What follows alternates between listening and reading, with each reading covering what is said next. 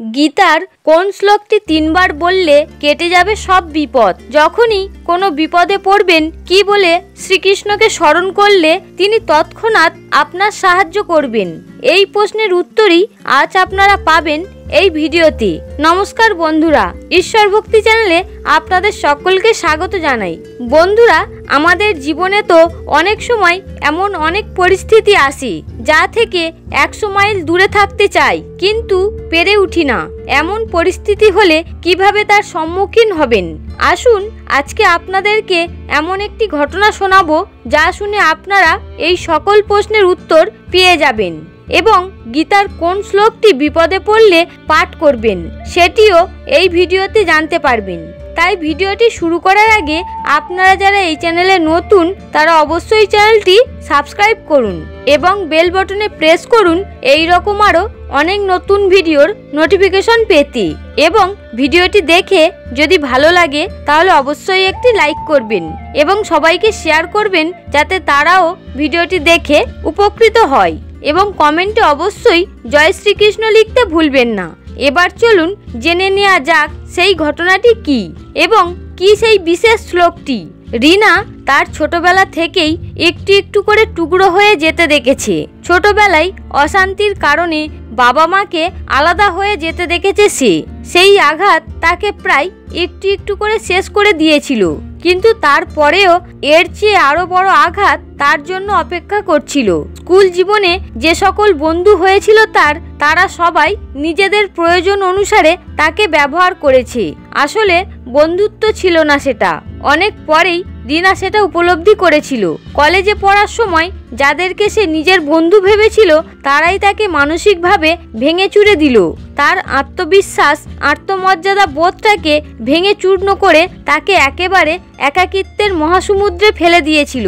সে যখন বুঝতে পেরেছিল তখন সে অনেকবার নিজেকে এসবের থেকে সরিয়ে আনতে চেয়েছিল, কিন্তু পেরে ওঠেনি। পরিবার পরিজনদের দুর্ব্যবহার তাকে ক্লান্ত করে তুলেছিল। কলেজের শিক্ষক শিক্ষিকাদের কাছে সে সাহায্য প্রার্থনা করেছিল, কিন্তু তারাও তাকে বারবার হতাশ করেছে। তার বাবা যখন দ্বিতীয়বার বিয়ে করে তার সৎ মাকে নিয়ে আসে, সেই সৎ মা তার জীবন আরও দুর্বিষহ করে তোলে।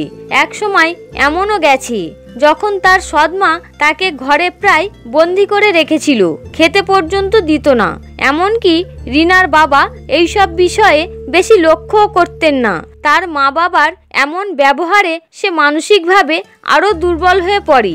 মানসিক ও শারীরিক ক্লান্তির কারণে সে প্রায় মুমূর্ষ রোগীর মতো হয়ে পড়ে। সে ঘরের দেয়ালে টাঙানো শ্রীকৃষ্ণের ছবি দেখে তাকে সরাসরি জিজ্ঞাসা করে, তুমি কি চাও আমি বেঁচে থাকি? যদি না চাও তাহলে আমাকে এই সবের থেকে মুক্ত করো। সেদিন অবশ্য মেয়েকে বাঁচানোর জন্য ডাক্তার ডাকেন তার বাবা। ওষুধপত্রের জোরে রিনা আবার সেরে ওঠে। তখন সে ভগবানকে হাত জড়ো করে বলে, হে ভগবান, তুমি যখন আমাকে দ্বিতীয়বার জীবন দিয়েছ তখন আমি নিজের জন্য বাঁচব। আমার ভালো থাকার দায়িত্ব আর কারো নয়, কেবল আমার। নতুন শহরে পাড়ি দেয় রিনা নতুন করে বাঁচার আশায়। সেখানে একটা বড় কোম্পানিতে ইন্টার্নশিপে যোগ দেয়, কিন্তু জীবন হয়তো তার জন্য আরো কঠিন পরিস্থিতি সাজিয়ে রেখেছিল। সেখানে সে ছাড়া আরো 4 জন যোগ দিয়েছিল।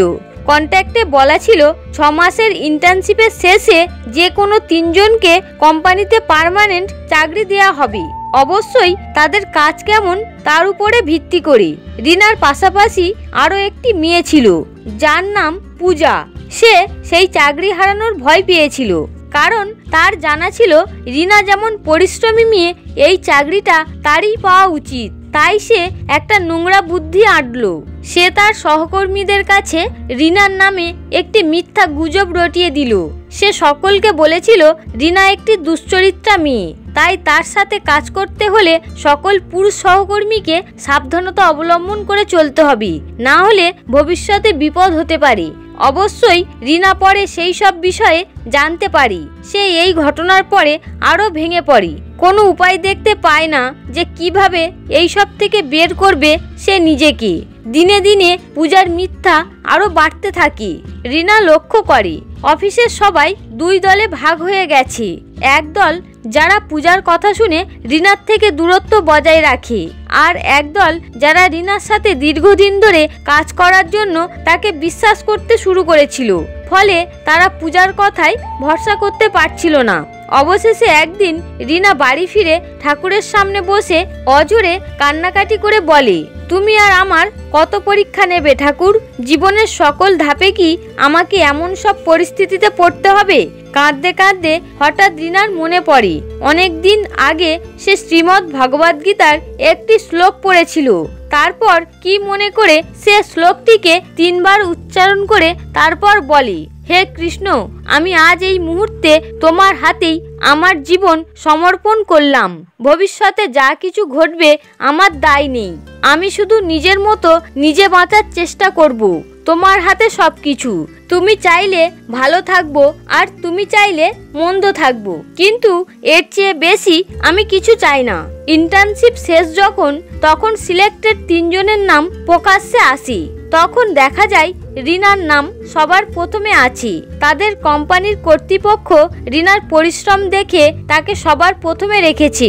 পূজার নাম না থাকায় হতভম্ব রাগান্বিত পূজা অকারণে রিনাকে সবার সামনে অপমান করতে থাকে। তখন কোম্পানির এক উচ্চপদস্থ ব্যক্তি এসে সকলের সামনে বলে, তুমি যে কুৎসা রিনার নামে রটিয়েছ, আদতে তো সেগুলো তুমি করছো। তোমার সম্বন্ধে খোঁজ খবর নিয়ে কোম্পানি তোমার অতীতকে জেনেছে, আর আমরা খোঁজ খবর নিয়েছি কারণ তুমি অন্য একজনকে দিনের পর দিন সবার সামনে অপদস্থ করেছিলে। সেদিন রিনা বুঝতে পেরেছিল কর্মফল কিভাবে মানুষকে তাড়া করে। এত সহজে কেউ কখনো খারাপ কাজ করে পার পায় না। আর শ্রীকৃষ্ণের কাছে একবার যে নিজেকে সমর্পণ করে দেয়, তাকেও আর জীব জগতের নানাবিধ অশান্তি থেকে কষ্ট পেতে হয় না।